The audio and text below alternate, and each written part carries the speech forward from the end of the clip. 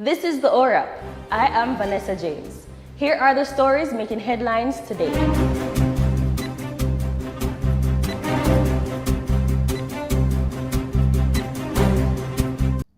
Mourners gathered on Thursday at the Webster Memorial Church in Half Way Tree, St. Andrew, to pay their final respects to social media influencer Anika Slickianna Townsend, who was killed in October.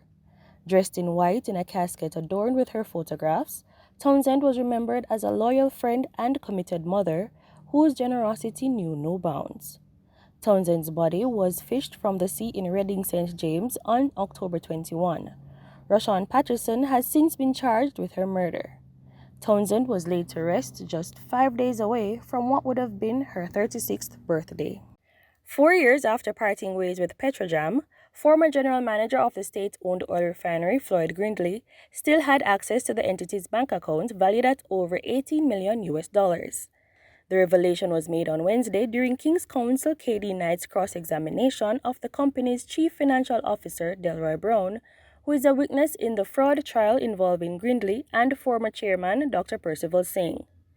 Grindley and Singh are being tried in the Kingston and St. Andrew Parish Court in relation to the submission of claims amounting to $73,620 between December 2016 and May 2018. The claims were made by Dr. Singh for overseas travels, which were never undertaken.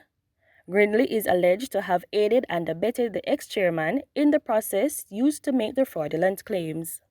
Executive Chairman of Sandals Resorts International, Adam Stewart, says the company will hire 300 managers over the next 3 years. He was addressing participants, mainly high school students, at the Jamaica Youth Tourism Summit in Montego Bay, St. James. Stewart added that these managers will be in a position to purchase their own homes and will be full-time employees with full-time benefits. He also disclosed that managers will be backed by the company-paid Sandals Corporate University. Residents of urban areas are being advised to expect more high-rise buildings, with the government encouraging multi-story development under the Provisional Development Order of 2017, which it hopes will be confirmed in short order. The discussions were based on the concerns of a cluster of citizen groups about overbuilding in the Charlemont Drive area of Kingston 6. Residents have complained about the proliferation of multi-story developments, which they say have disrupted the single-family arrangements that characterize the neighborhood for decades and intrudes on their privacy.